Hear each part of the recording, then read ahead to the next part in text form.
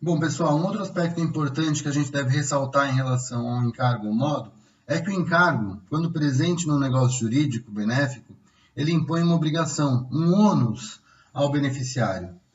Então vamos imaginar o seguinte, que um grande empresário, dono de uma construtora, decide doar um de seus lotes de terreno para um determinado município que é carente em hospitais. Nesse sentido, ele atribui o encargo de que naquele terreno deva ser construído um novo hospital para atendimento da coletividade. Bom, no caso hipotético, a gente tem um negócio jurídico benéfico em que se atribuiu um encargo. Qual o encargo que foi atribuído nesse negócio jurídico benéfico? A construção do hospital. E qual o benefício oriundo do negócio jurídico benéfico? A doação de um terreno para a construção de hospital. Então, como nos demais elementos acidentais, o encargo ele não é um elemento obrigatório, ele é um elemento acessório ao negócio jurídico. Ele só vai existir pela vontade das partes. Um outro exemplo que a gente pode pegar aí, mais próximo da nossa realidade, é quando o pai dá um dinheiro como forma de presente a um filho, mas diz que ele precisa reservar parte desse dinheiro para comprar livros. Ou ainda, quando uma pessoa doa a outra um imóvel, uma casa, atribuindo uma obrigação ao beneficiário de garantir aos pais do disponente o direito ao uso e frutos desse imóvel até o falecimento. Nesse caso, não se trata aí de uma condição, e sim de um encargo. Aí eu pergunto a vocês o seguinte: há obrigatoriedade na aceitação da liberalidade e do encargo por parte do beneficiário? O beneficiário ele está obrigado a aceitar a liberalidade e o encargo. O que é liberalidade? A doação, né? Ele está obrigado a aceitar essa liberalidade com esse encargo? Sim ou não? Não. Contudo, se o beneficiário aceitar essa liberalidade e for imposto um encargo a essa liberalidade, ele vai estar obrigado a cumprir a obrigação imposta a essa liberalidade, certo?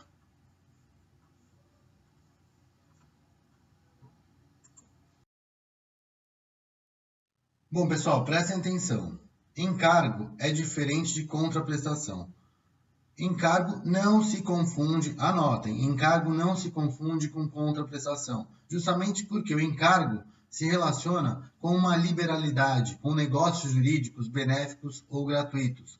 Já a contraprestação está relacionada a uma prestação onerosa, a um negócio jurídico oneroso. Como nós vimos, o negócio jurídico oneroso é aquele em que há ônus para ambas as partes, se atribui obrigação a ambas as partes, ou seja, há uma prestação e uma contraprestação.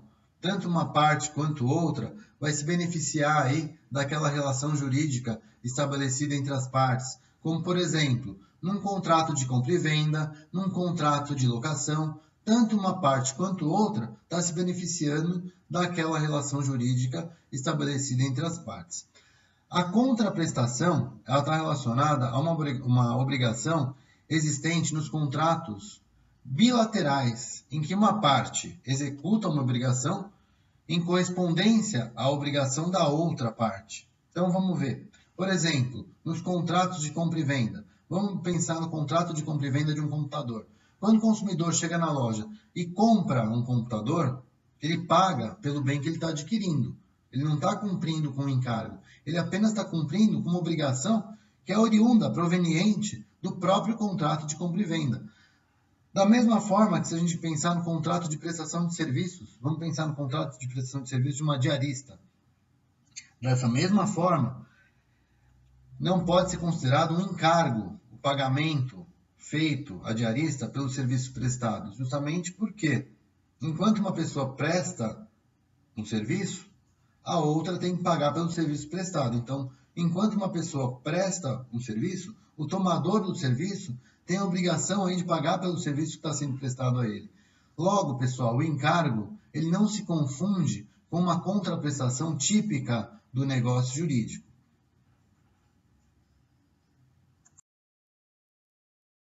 Bom, pessoal, a disposição legal do encargo ou modo a gente encontra na redação do artigo 136 do Código Civil, que deve ser estudado em duas partes. Como a gente sabe, o encargo é uma obrigação ou um ônus imposto pelo disponente em um negócio jurídico gratuito ou benéfico. O que a primeira parte do artigo 136 está dizendo para a gente? Que o encargo não suspende a aquisição nem o exercício do direito. Então, o artigo 136 diz: o encargo não suspende a aquisição nem o exercício do direito. Isso quer dizer o quê?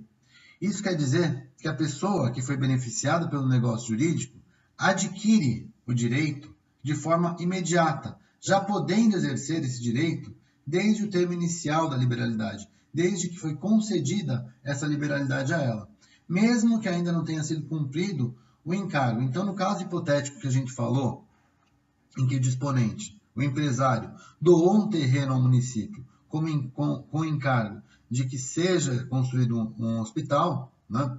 Nesse caso, desde a doação, o município já possui o direito de propriedade em relação ao imóvel, mesmo antes de cumprir com o encargo de construir aí o hospital.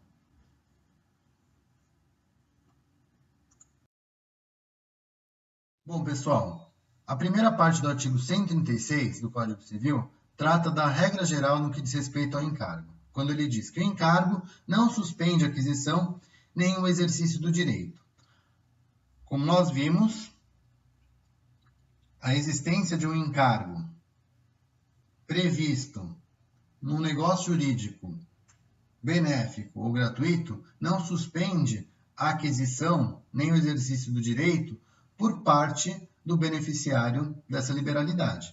Agora eu pergunto a vocês, a essa regra geral, cabe alguma exceção? A resposta é sim. Basta que a gente leia a segunda parte do artigo 136, que diz o seguinte: salvo quando expressamente imposto no negócio jurídico pelo disponente como condição suspensiva. Agora, no caso do disponente determinar expressamente a imposição do encargo como uma condição suspensiva, como uma condição de suspender a aquisição e o exercício do direito por parte do beneficiário, esse beneficiário apenas irá adquirir o direito de exercê-lo após a implementação dessa condição suspensiva. Essa previsão também a gente encontra no artigo 125 do Código Civil, que diz o seguinte: subordinando-se a eficácia do negócio jurídico à condição suspensiva, enquanto esta se não verificar, não se terá adquirido o direito a que ele visa.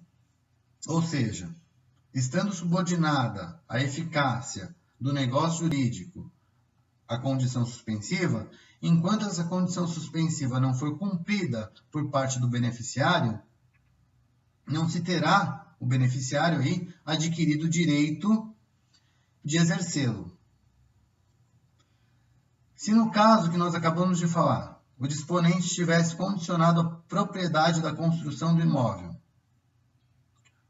o município apenas poderia exercer o direito de propriedade, receber a doação, após o cumprimento da condição suspensiva, o qual o negócio jurídico está subordinado. Então, nesse caso, se porventura o disponente tivesse condicionado a propriedade, o direito de propriedade do município em relação àquele terreno, com a construção do hospital, nesse sentido, o município só poderia exercer o direito de propriedade, só receberia efetivamente a doação daquele terreno após a construção, a edificação daquele hospital que ele se comprometeu em construir em razão do encargo atribuído aí pelo negócio jurídico por parte do disponente.